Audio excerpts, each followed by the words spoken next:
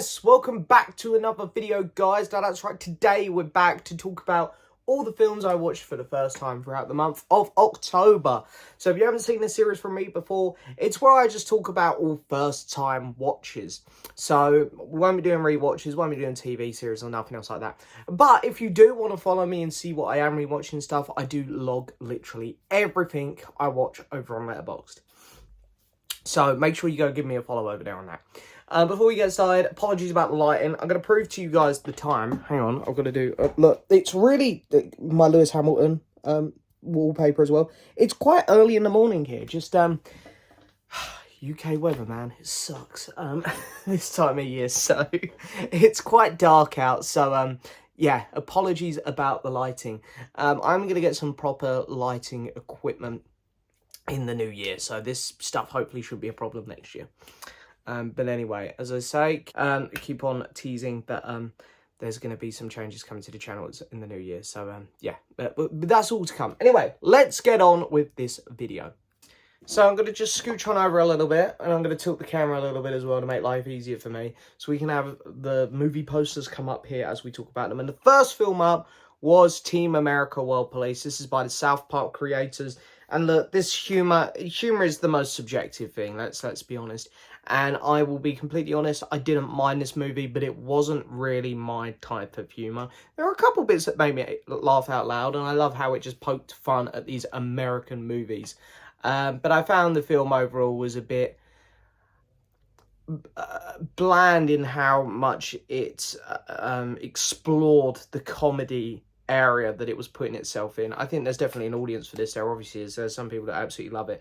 But I found the humour funny, yeah, but for an hour and a half, it got a bit boring, stale by the end for me.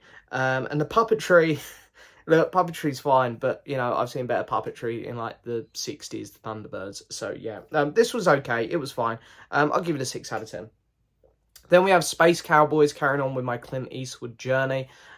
Space Cowboys was interesting. The movie itself, once you get past the main plot point that they're going to send these old guys into space because it's ridiculous, you can then sort of have fun with the movie. And there is some fun to be had.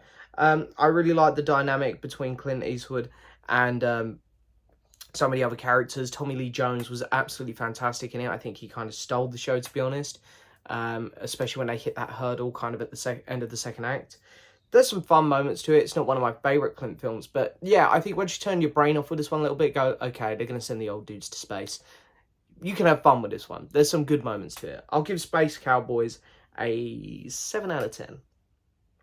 We've got House at the End of the Street. So if you guys don't follow my Movie Bug Instagram page, every day I was recording a video of me talking about a horror film. I was watching a horror film a day during October. Sometimes they were rewatches and sometimes they were first-time watches. This was a first-time watch. House at the End of the Street stars Jennifer Lawrence, and it was on Netflix, and I had, like, a couple hours to kill while I was out and about. So I was like, do you know what? I'm going to whack this one on. Yeah, not good. I thought it was going to be more of, like, a paranormal thing, and it really didn't end up being that. Jennifer Lawrence's character was just really kind of bland. That I didn't really know anything about her character, so there was no reason to care about her character. The antagonist in the film was a bit boring, and the mother also was kind of annoying. There was really nothing that good about this film. Maybe the lighting was okay, I could say that, because there was some really dark scenes. I was like, this could be a bit creepy if the film was more interesting. But overall, yeah, this wasn't very good at all. I'm going to give it a 3 out of 10. Psycho 3, you know, the poster's covering it, but this is my Psycho set right up here.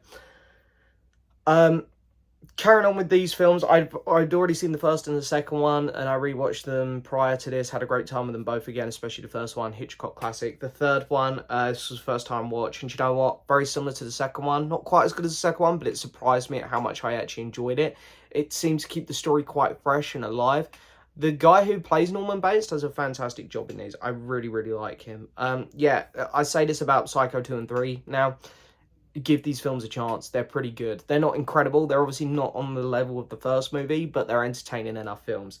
I'm going to give this film a 6.5 out of 10. Only Yesterday.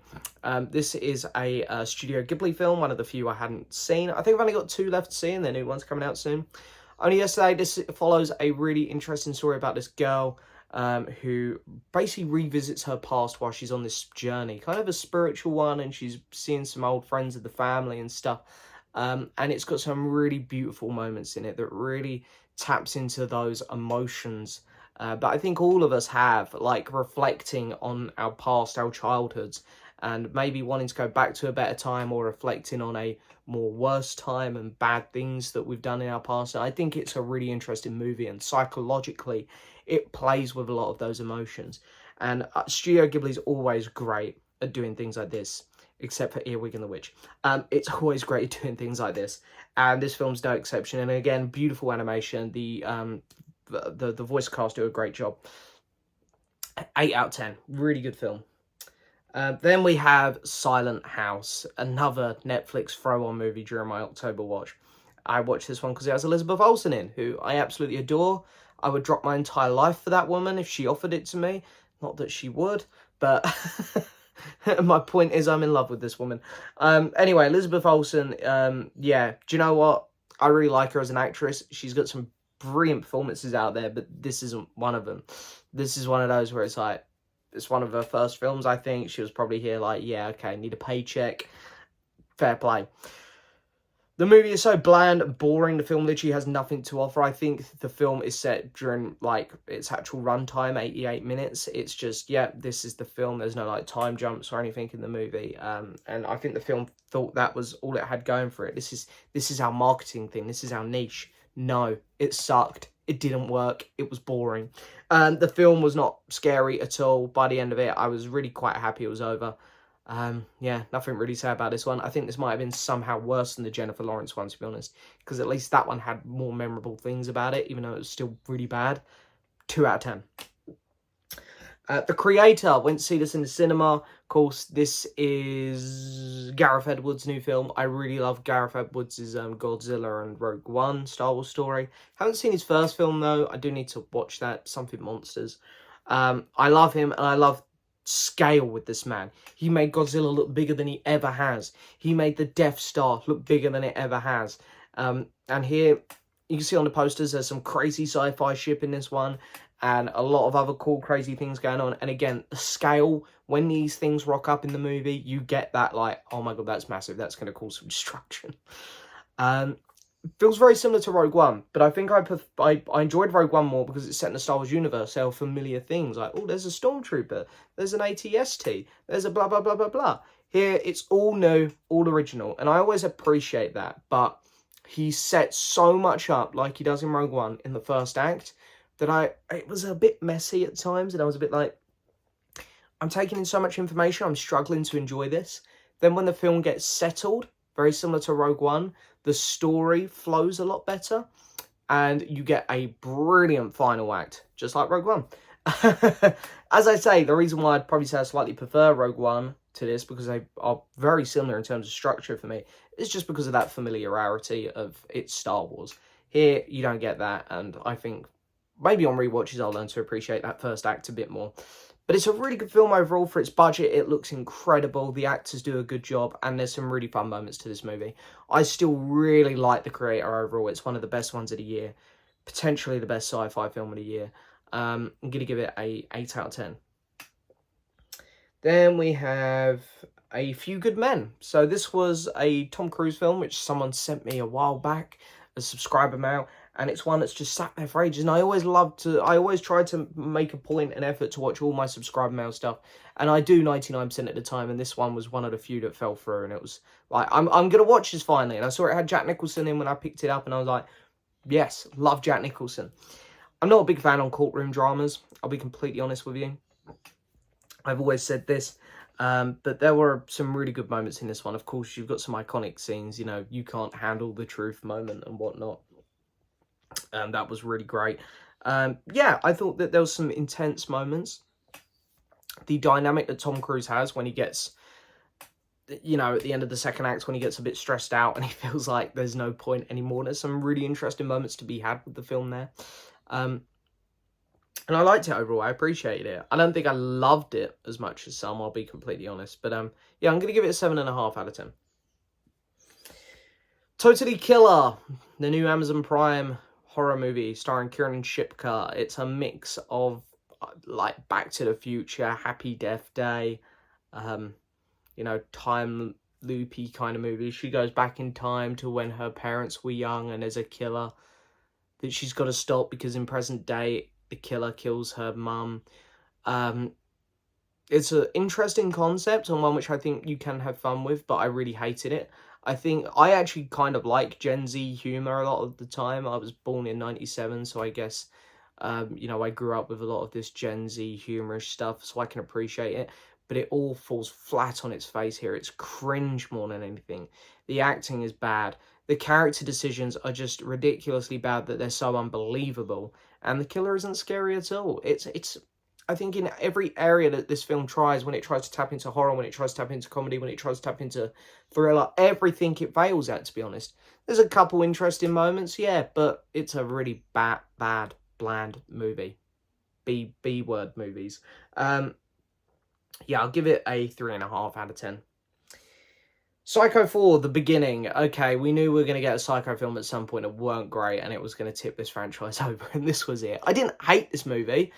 I just think it's the only one in the franchise that I was like, yeah, that weren't great. Revisiting Norman's childhood was interesting, but a lot of the present day stuff wasn't very good. I just wish they'd actually just picked up the story straight after 3 and just had it all set in present day and just had him still being a psychopath. I think that would have worked a lot better. Going back to the beginning and stuff, I just don't think it was needed. It felt unnecessary. And it didn't do much for me overall. But I didn't hate it. I'll give it a 4 out of 10. Then we have Haunted Mansion, the new one, 2023. I missed this at the cinema. I actually kind of wanted to see it because I loved the cast. You know, Jamie Lee Curtis, Danny DeVito, Rosario Dawson. You got a fantastic... Owen Wilson as well. I love that man. You got a great cast right there. Unfortunately, you know, I went to Disney+. Plus. By the way, watching it in October, I thought they might actually save it for Halloween. Why didn't they even put it out in cinema during October? It makes no sense. Anyway, this is Disney we're talking about. You know, they haven't been using their brains the last couple of years. This was so bad. It was so boring. Wasn't funny. I know it's a kid's film, but the haunting, you know, spooky factor, non-existent. I didn't care what was going on with the story. It was just awful. It was just really, really bad. It is right down there as one of the worst films of the year. I'm not even a huge fan of the original, but man, I'll take the original over this every day. This is like a 2.5 out of 10 movie. Trick or Treat. This was recommended to me by my good friend Reese. I saw it was actually quite a popular Halloween film, and I thought, you know what, let's give this a watch. Little weird kid, little sack on his head.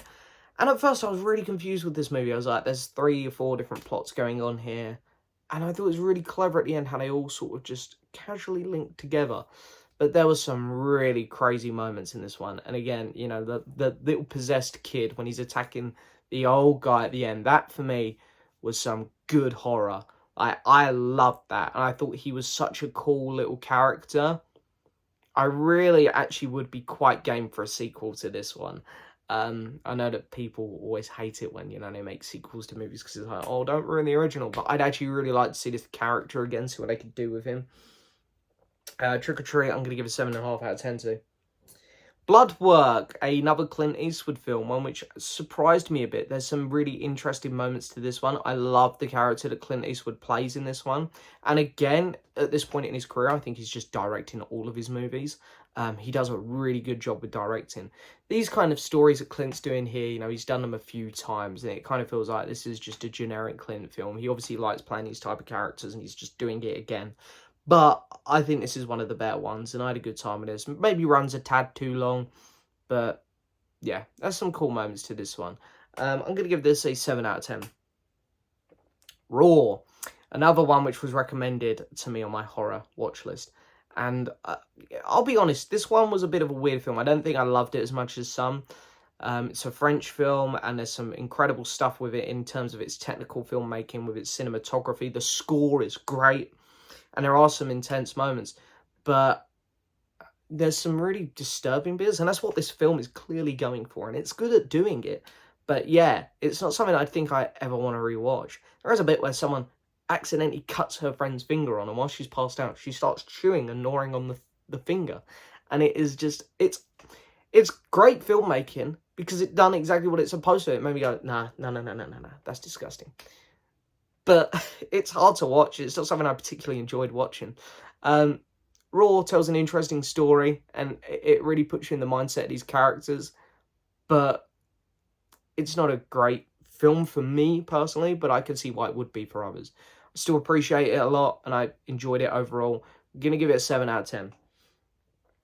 Then we got The Meg 2, The Trench, another contender for the worst film of the year. Jason Statham has had an appalling year with this and another one, which we're going to talk about in a minute. Yeah, like, what the hell? For a start, the film looked ugly as hell. It was awful. The CGI sharks, and especially the octopus, looked diabolical. The thing about the octopus, by the way, is how does the octopus from Pirates of the Caribbean 2, Dead Man's Chest, look incredible? And then this looks so bad. And that film's nearly 20 years older. We're going backwards with technology in movies, folks, I tell you.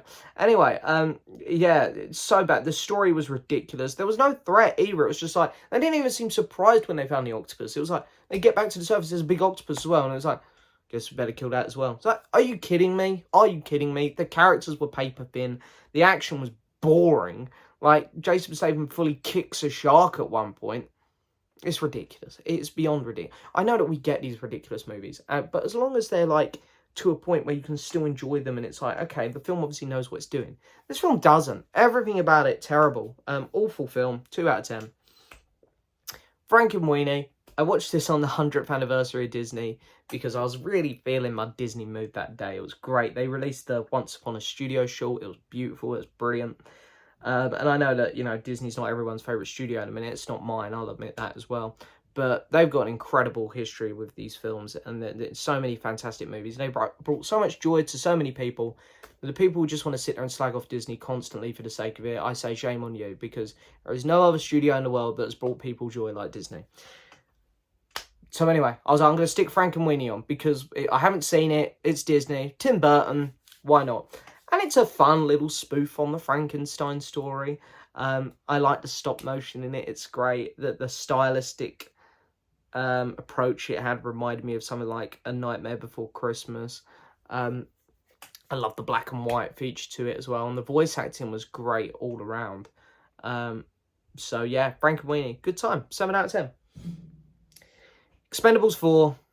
Excuse my language. Excuse my language here, folks, please. But fuck me. It was so bad. It was potentially the worst film I've ever seen in the cinema. For a start, the CGI is awful. Like PS3, PS2 cutscenes. That's what it looked like. The story is predictable and bland. You go from like 3 locations. Opening fight, a bar, a boat where the entire second and third act in the movie take place. There's literally 3 sets. 3 locations, sorry, not 3 sets. 3 locations in this entire film. It's diabolical. It is awful. The story is ridiculously bad. People are just should be dead in this one. I know it's an Expendables film, but you've gone from having a somewhat serious first film to 2 kind of cheesy films to now this. There's no fun anymore. The old action stars are all gone. Stallone is even barely in this one. And you're left with, like, you've had so many great actors in this, from Bruce Willis to Arnold Schwarzenegger to Harrison Ford, Mel Gibson. This one, who do we get? We get Megan Fox and 50 Cent. That should be enough to tell you where this franchise has gone. No more of these, please. There's only really been one that's okay for me, and that's the second one. Like, 1 was just bland. 3 was really bad. I didn't think they'd make a worse one than 3, but my God, they managed it. This was something else. Expendables 4, I'm going to give a 1 out of 10 to. It was so bad. Okay, I done a double bill this day. I done Carrie, the original, 1976, which I thought was good. I enjoyed the character of Carrie. I enjoyed the setup, the relationship we had with her mum. I really enjoyed the final act when the character finally loses it and becomes this horror character icon. The iconic scene with the pig's blood, though, I really thought was drawn out in this. The slow-mos went on way too long. I was like, honestly, 5 minutes of just slow-mos of watching this bucket drop. Dragged it out a bit. But it was a fun film. Not one of my favourites, but yeah, it was good. You know, 7 out of 10. Then we got Carrie, 2013. starring Chloe Grace Moretz, which was really bad. I mean, I know it's a remake, but my God, they could have mixed up the dialogue a bit. It was like, wow, this is just word for word. The blood scene as well. It happened, obviously, a lot quicker. They didn't use all these slow-mo scenes, but it almost happened too quick, done the complete opposite. And then the final act wasn't scary at all. Yeah. And I hated her character friends who were trying to help her. Also, I hated the filter on this movie that horror films just used to use all the time back in the late 2000s, early 2010s. Yeah, it's like 3 out of 10. Children of the Corn. I watched this actually because I was debating whether to get the Arrow video box set of this. And I'm really pleased I watched it first because I wasn't a big fan of this. I was expecting to like this a lot more. I much prefer my older classic horrors like this, more slashery type ones.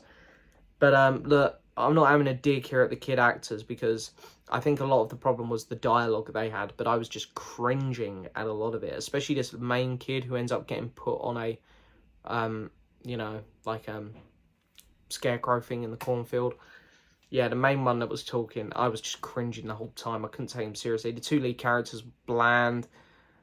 Sarah Connors was in this. Yeah, thank God she got some better roles because this was not it. I really didn't care for this film at all, which is shocking because I love films from this era of filmmaking. But yeah, 3.5, maybe 4. No, I'll go 4. I'll be 4 out of 10. Casino. Yeah, this was on Prime. Someone let me know on one of my streams, so thank you to that person. Martin Scorsese. This was absolutely fantastic. To me, this feels like the closest Scorsese film to Wolf of Wall Street, because I know there's a lot of more younger people, I think, who just love Wolf of Wall Street. I'd really say go try this film, because it has that same energetic style to it, of this guy who's he's in Vegas, he's running a casino, not 100% legally, and he's having a great time, money, we're doing fantastic, and then it all comes crashing down. And of course you've got Joe Pesci, Robert De Niro, 2 of the all-time greats in this movie. I don't think you feel the runtime much with this Scorsese one, because I know that sometimes can be a problem with people. I think this one runs at a perfect time. I think this is such a fantastic film, one of his best. 9 out of 10. Then we've got his new one. I went to the cinema to see this. I think it's the longest film I've ever seen in the cinema, and that is Killers of the Flower Moon. I was so excited for this film, and I've got to say, it did not disappoint. I will say with this one, straight off the bat, unlike Casino, you feel the runtime a little bit with this one. I think it could have been trimmed down a little bit. Saying that, I think about 90% of the movie, though, you needed it there. And there's so much great work done here with the characters. But the thing I appreciate the most is the look of this film. The sets are gorgeous. Going back to this period in time, the cinematography that comes along with that is great. And the score is just fantastic. Those tension-building moments, executed flawlessly. There's a lot of big actors that show up in this as well, and that's super fun. And there's a big old cameo right at the end, which I absolutely loved. Killers of the Flower Moon, I'm going to give an 8.5 out of 10 to. It's one of the best of the year, without a doubt. Then we have The Owners. Go from Class A filmmaking, we're back down here. It's another one of those horror ones I had to watch, or didn't have to, but I picked. I picked it because it had Sylvester McCoy in. I was like, oh my God, it's the 7th Doctor. Let's watch this. Yeah, it stars Maisie Williams, and I like her as an actress. She's obviously great in Game of Thrones, and she's been in some other bits and bobs which I quite liked. Even when she's in a bad thing like New Mutants, she was one of the few things I liked in that film. This was not good. Not good at all. The film couldn't make its mind up on who the bad guys were. It's like, are the kids the bad guy? Or are the adults the bad guy? It's kept flip-flopping. It wasn't scary. Didn't really understand why things were happening. And then the ending was just like, that was a bad ending. I mean, Maisie Williams should be used to them, I guess. But, you know. Yeah, 3 out of 10. We have The Nun. Me and my friend Ryan watched this. Yeah. It's the only film in the Conjuring universe I hadn't seen other than The Nun 2, but that's still in cinema, so I've got to wait on that one, I think. I'd heard this was bad, and I can confirm it was bad. Like, things just didn't make sense. The characters were so dumb. So dumb. A man literally gets buried alive in the first act, and then he's like, yeah, I'm still going to stick about and just, you know, mess around with this paranormal shit. It's like, You just literally need... He nearly dies like 3 times in the first 2 acts. And he's still there. It's why have you not gone? Why have you not gone to get help at least? Characters are stupid. The Nun terrified me in The Conjuring 2. I'll be honest. Like, that film scared the hell out of me. She was not scary here. She, like, whenever she pops up, it was so predictable. The reason it was scary in The Conjuring is because it wasn't predictable. She would rock up the most random times. And the filmmakers would actually make her kind of creepy. Here, just nothing. No, none of that. The Nun, I'm going to give a 3.5 to. I thought it was really quite bad. But me and my friend Ryan had a somewhat fun time watching it. We got a couple little, like, because we're, you know, watching it together, you get a couple, like, oh my god. Magnolia. Paul Thomas Anderson. It's one of the few films from him I haven't seen. My friend Alex Pitt sent this to me ages ago, along with Boogie Nights, and there might have been another Paul Thomas Anderson one in there, which I watched, and for some reason this one I just didn't watch. I'll be honest, I think it was the runtime was putting me off. So finally was like, you know, I'm going to sit down and watch this, and this is now one of the best films I've ever seen, like, ever. There are so many incredible moments to this. It reminded me a lot, and let me explain before you go how. It reminded me a lot of Oppenheimer. And the reason I compare it to that is because, like Oppenheimer, it doesn't take a breath. It moves, and it moves, and it moves. The story keeps pushing forward, and it is tense from start to finish. And it moves through its editing style and its score. You are constantly being pushed through this movie, and the filmmaker's like, you are going to get to the end, because we're not going to give you a moment to take your eyes off the screen, because it is just so perfect. As I say, everything from the cinematography to the score is just, it is just perfection. The acting is also incredible. The stories as well, how they all again just sort of link up at the end. It is brilliant. I cannot recommend this film enough. I think this is Paul Thomas Anderson's masterpiece. It's my favourite film of his now, and he's got some great ones, like Boogie Nights, like There Will Be Blood. But I think this is his masterpiece, folks. I am going to give this film a 10 out of 10. Then we have Fair Play. This was a new Netflix one, and I couldn't believe that I found a Netflix film that was good. I think Netflix just bought it out. It's not an actual Netflix movie, but it was on Netflix, and I never expect to see great films on Netflix like this.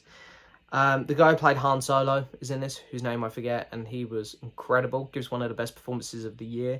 And the actress in it, who I haven't seen in anything before, was also absolutely fantastic. And I loved seeing this relationship derail because of something that happens in their life with work. They're living a lie or a big secret, basically. And seeing that derail and how it just affects them the more this movie goes on is brilliant. Eddie Marsan does a great job in this as well as their boss. Yeah, guys, you got to watch this one. It's actually one of the best of the year, shockingly. I'm going to give this film an 8 out of 10. The Aviator, another Martin Scorsese film. I've had it, or my parents have had it on DVD for ages, and I've just never watched it, so I put that on. Really interesting film about a filmmaker and a guy who just loves flying and building planes.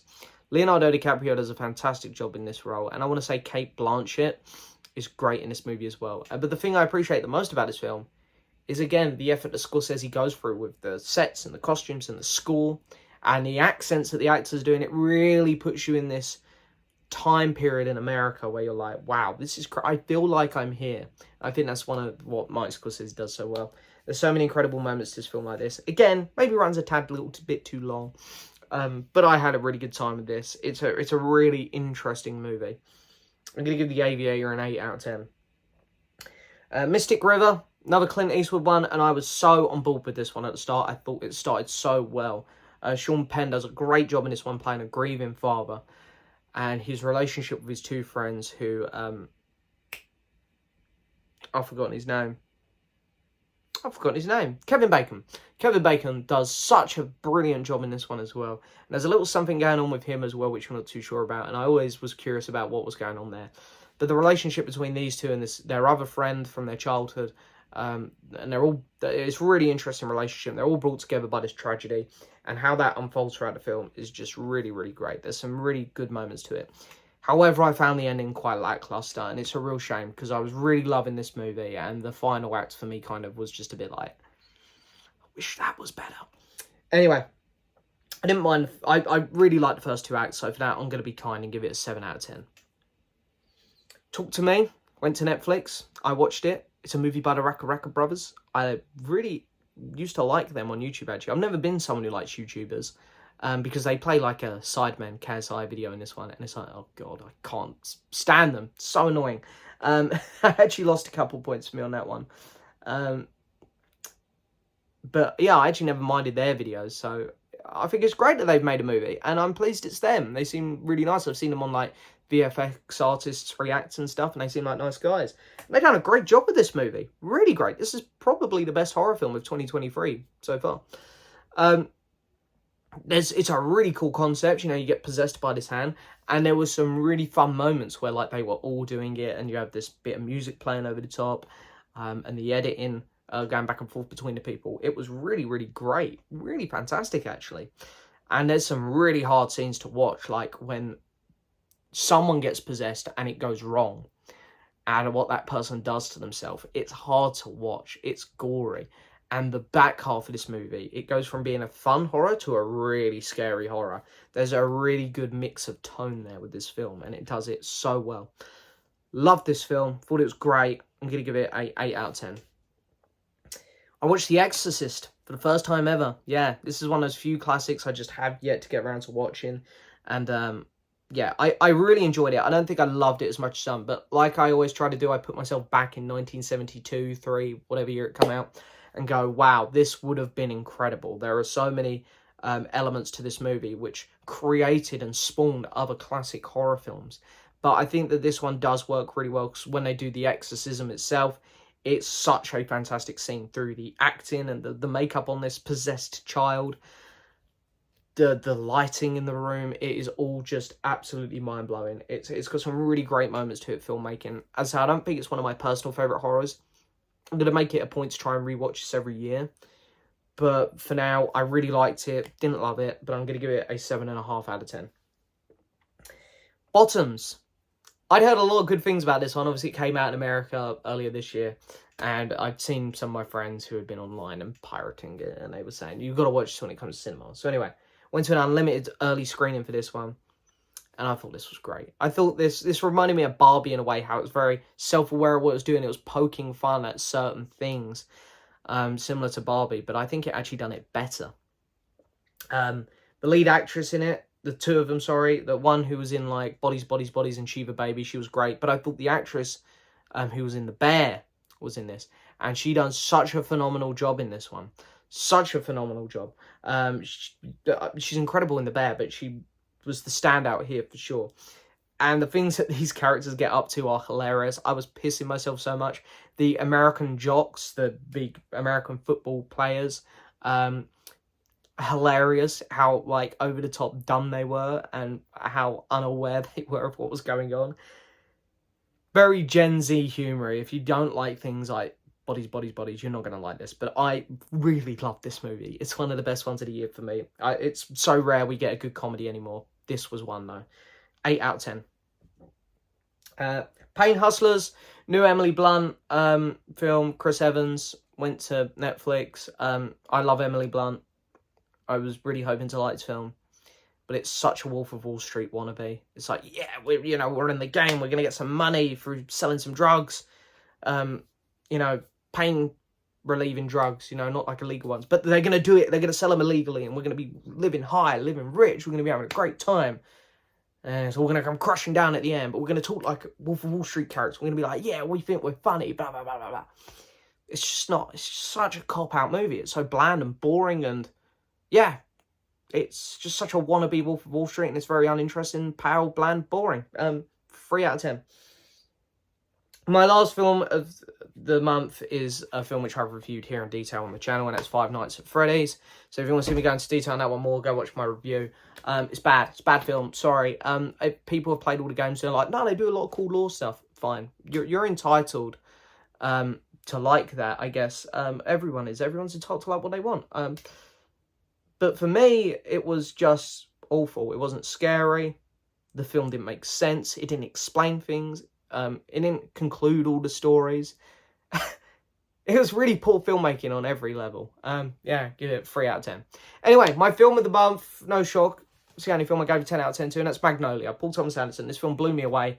I normally get that once every couple months, a film which absolutely just blows my mind, and this was this one. This one blew my mind. If you haven't seen it, go watch it. Anyway, guys, thank you so much for watching as always. Don't forget to hit that subscribe button, like the video, leave a message, and as always, I'll see you next time for another video. Bye-bye.